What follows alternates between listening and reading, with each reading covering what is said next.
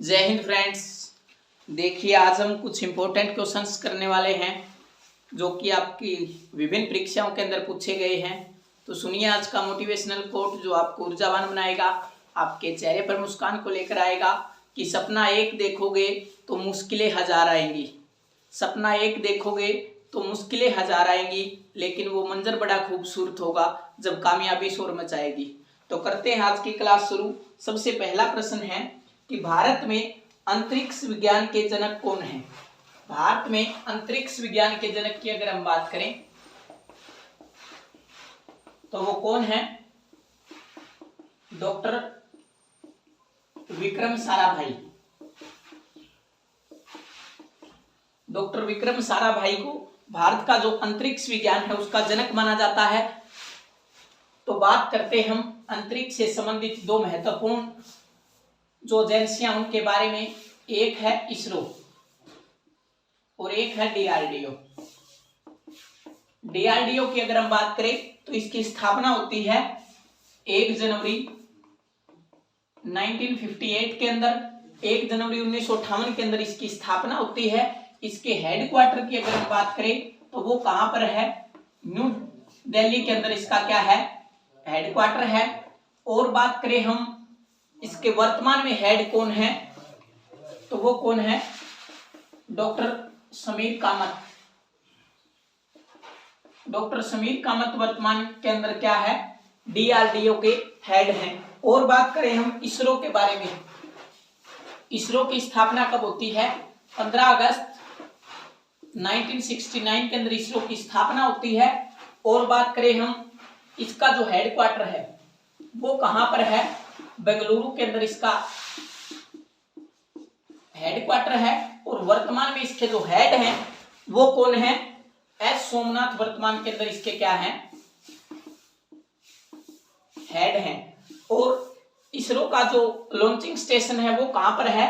सतीश धवन अंतरिक्ष केंद्र श्रीहरिकोटा आंध्र प्रदेश के अंदर है। आगे बात करते हैं हम अगले प्रश्न के बारे में। आगे प्रश्न है कि रेड डाटा बुक कौन जारी करता है? रेड डाटा बुक की अगर हम बात करें, रेड डाटा बुक कौन जारी करता है? तो IUCN, international union for conservation of nature इसका पूरा नाम है। ये क्या करती है? रेड डाटा बुक जारी करती है। और इसके अंदर एक पिंक पेज के अंदर वो सभी जीव जंतु दिखाए जाते हैं जो संकटाग्रस्त प्रजाति के अंदर आते हैं। और बात करते हैं हम IUCN के बारे में तो इसकी स्थापना होती है 1948 के अंदर। और इसका जो हेडक्वार्टर है वो कहां पर है? ग्लैंड स्विट्जरलैंड के अंदर क्या है? इसका हेडक्वार्टर है। तो 1948 के अंदर स्थापना होती है, रेड डाटा बुक जारी करती है, ग्लैंड स्विट्जरलैंड के अंदर क्या है? इसका हेडक्वार्टर है। आगे बात करते हैं हम अगले प्रश्न के बारे में। आगे है कि नाबार्ड की स्थापना कब हुई? नाबार्ड की अगर हम बात करें, नाबार्ड का national bank for agriculture and rural development इसका क्या है? पूरा नाम है।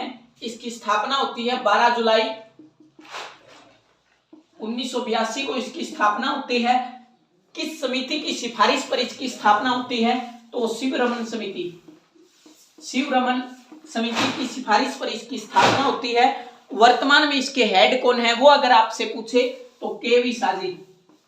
केवी साजी वर्तमान के अंदर क्या है? इसके हेड हैं। तो 1982 शिवरमन समिति, केवी साजी वर्तमान के अंदर क्या है? इसके हेड हैं। आगे बात करते हैं अगले प्रश्न के बारे में। आगे है कि मौद्रिक नीति कौन जारी करता है? मौद्रिक नीति की अगर हम बात करें तो RBI मौद्रिक नीति जारी करती है। और मौद्रिक नीति बनाने का काम कौन करती है? तो मौद्रिक नीति समिति, मौद्रिक नीति समिति इसको बनाने का काम करती है। और इसके हेड कौन होते हैं? RBI के गवर्नर। RBI के गवर्नर क्या होते हैं? इसके हेड होते हैं। वर्तमान में RBI के गवर्नर कौन है? शक्तिकांत दास वर्तमान में RBI के गवर्नर हैं। और बात करें हम मौद्रिक नीति समिति के बारे में तो साल में 6 बार जारी होती है ये। और प्रत्येक 2 महीने के बाद इसको जारी किया जाता है। आगे बात करते हैं हम अगले प्रश्न के बारे में। भारत में पहला हाई कोर्ट किस अधिनियम द्वारा खोला गया? भारत का जो पहला हाई कोर्ट है, भारत का जो फर्स्ट हाई कोर्ट है, वो किस एक्ट के द्वारा खोला गया? तो वो एक्ट था हाई कोर्ट एक्ट 1861 का ये एक्ट था। और इसी के तहत 1862 के अंदर 3 जगह क्या खोले जाते हैं? हाई कोर्ट खोले जाते हैं। कहां कहां पर? केबीएम याद रखना, कोलकाता, मुंबई और मद्रास, 3 जगह पहले चरण के अंदर हाई कोर्ट खोले जाते हैं। फिर चौथा हाई कोर्ट 1866 के अंदर कहां पर खोला जाता है? इलाहाबाद के अंदर। इलाहाबाद के अंदर चौथा हाई कोर्ट 1866 के अंदर खोला जाता है। और बात करें हम इसके बारे में, तो वर्तमान के अंदर भारत में कितने हाई कोर्ट हैं? तो 25 वर्तमान के अंदर हाई कोर्ट हैं। और 25वां हाई कोर्ट कौन सा है? आंध्र प्रदेश की राजधानी अमरावती, अमरावती हाई कोर्ट कौन सा है? 25वां, यानी नवीनतम हाई कोर्ट है। आगे बात करते हैं हम अगले प्रश्न के बारे में। आगे है, वर्तमान में राज्यसभा में सदन के नेता कौन है? जैसे लोकसभा में सदन का नेता वर्तमान में कौन है? तो प्रधानमंत्री मोदी जी वर्तमान के अंदर क्या है? लोकसभा में सदन के नेता है। ऐसे ही राज्यसभा के अंदर भी सदन का नेता होता है। राज्यसभा के अंदर सदन का नेता वर्तमान में कौन है? पीयूष गोयल। पीयूष गोयल वर्तमान के अंदर क्या है? राज्यसभा में सदन के नेता है। और इनके पास कौन सा मंत्रालय है? वाणिज्य एवं उद्योग मंत्रालय, वाणिज्य व उद्योग मंत्रालय इनके पास है। तो पीयूष गोयल वर्तमान के अंदर क्या है? जो राज्यसभा है हमारी, उसके अंदर सदन के नेता है, यानी सत्ता पक्ष के नेता है ये। आगे बात करते हैं हम अगले प्रश्न के बारे में। आगे है, गोवा मुक्ति दिवस कब मनाया जाता है? गोवा मुक्ति दिवस की अगर हम बात करें तो 19 दिसंबर 1961 को क्या होता है? 19 दिसंबर 1961 को ऑपरेशन विजय के द्वारा, ऑपरेशन विजय के द्वारा पुर्तगालियों को गोवा से मुक्त करवाया जाता है। और इसी दिन क्या मनाते हैं? फिर गोवा मुक्ति दिवस मनाते हैं। और गोवा को पुर्तगालियों से मुक्त कराकर क्या इसको एक यूटी बना दिया गया। फिर क्या होता है? 1987 के अंदर, 1987 के अंदर गोवा को क्या कर दिया जाता है? पूर्ण राज्य का दर्जा दे दिया जाता है। तो 19 दिसंबर को गोवा मुक्ति दिवस मनाया जाता है। क्यों मनाया जाता है? क्योंकि 19 दिसंबर 1961 को क्या होता है? गोवा से पुर्तगालियों को बाहर भेजा जाता है। और ऑपरेशन विजय इसका नाम था। और 1987 के अंदर गोवा को क्या कर दिया जाता है? पूर्ण राज्य का दर्जा प्रदान कर दिया जाता है। आगे बात करते हैं हम अगले प्रश्न के बारे में। आगे है, लोक लेखा समिति का अध्यक्ष कौन होता है?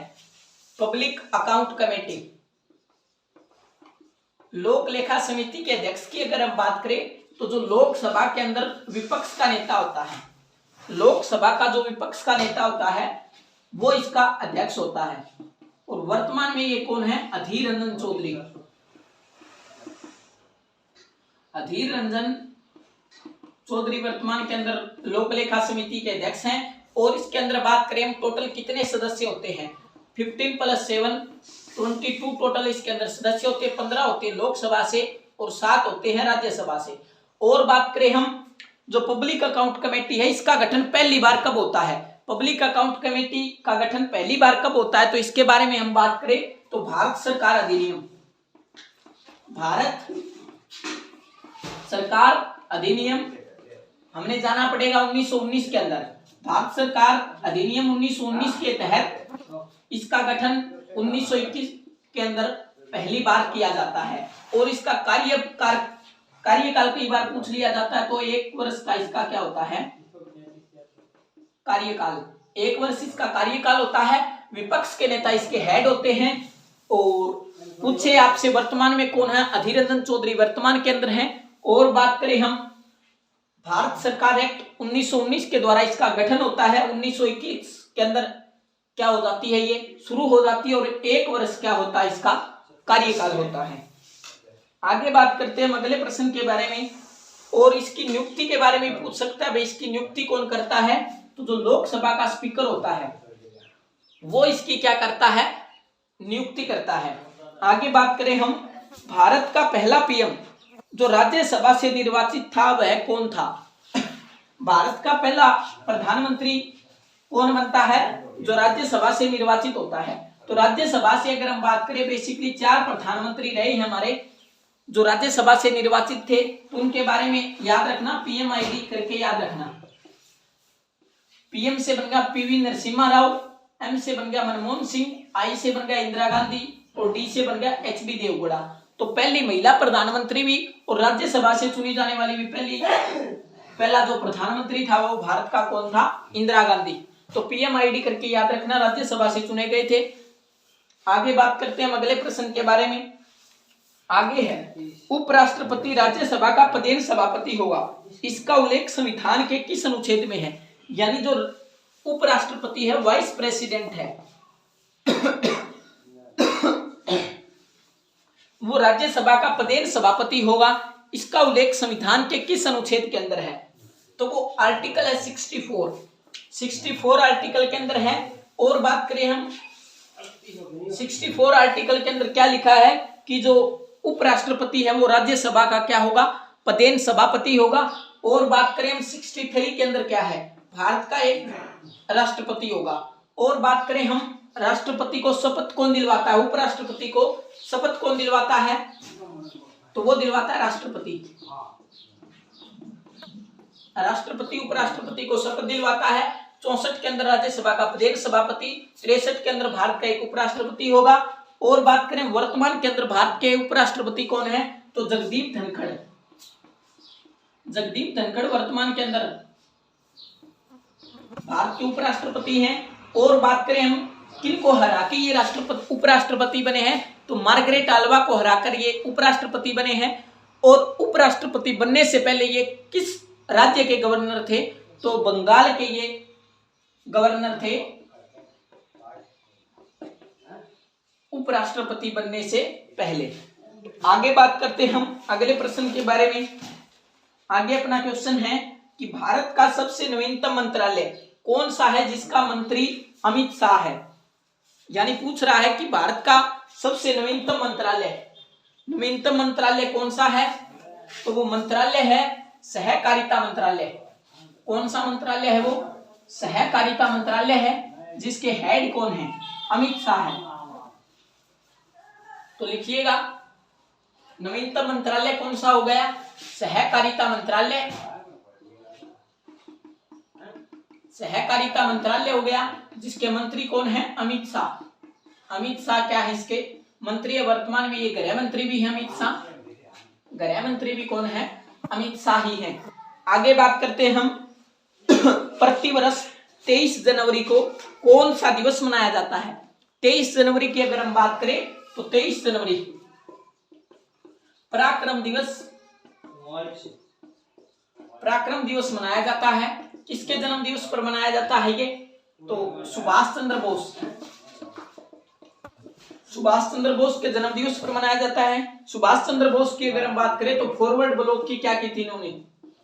फॉरवर्ड ब्लॉक की स्थापना की थी। और 1938 का जो ये हरिपुरा अधिवेशन है, इसकी अध्यक्षता भी किसने की थी? सुभाष चंद्र बोस ने। तो पराक्रम दिवस 23 जनवरी सुभाष चंद्र बोस की जयंती पर फॉरवर्ड ब्लॉक की स्थापना करते हैं। 1938 का जो कांग्रेस का हरिपुरा अधिवेशन होता है उसकी अध्यक्षता भी कौन करते हैं? सुभाष चंद्र बोस करते हैं। आगे बात करते हैं हम अगले प्रश्न के बारे में। आगे है, ओजोन किस मंडल में विद्यमान है? ओजोन की अगर हम बात करें तो ये किस मंडल के अंदर विद्यमान है? तो समताप मंडल में। समताप मंडल के अंदर है। तो सबसे पहले क्या आता है? क्षोभ मंडल, समताप मंडल, मध्य मंडल, आयन मंडल और बहिर्मंडल। तो समताप मंडल के अंदर क्या मिलती है? ओजोन मिलती है। ओजोन से संबंधित याद रखना 1985 के अंदर अंटार्कटिका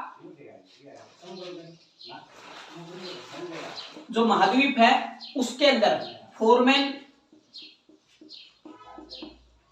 वह एक अन्य व्यक्ति ने क्या खोज की थी कि ओजोन के अंदर छेद हो गया है, ओजोन के अंदर छेद हो गया है। फिर ओजोन के संरक्षण के लिए, यानी ओजोन परत का जो छेद है वो आगे न बढ़े, उसके संरक्षण के लिए, कार्बन उत्सर्जन को कम करने के लिए प्रोटोकॉल होती है। फिर 1987 के अंदर 16 सितंबर 1987 के अंदर प्रोटोकॉल होती है मॉन्ट्रियल प्रोटोकॉल।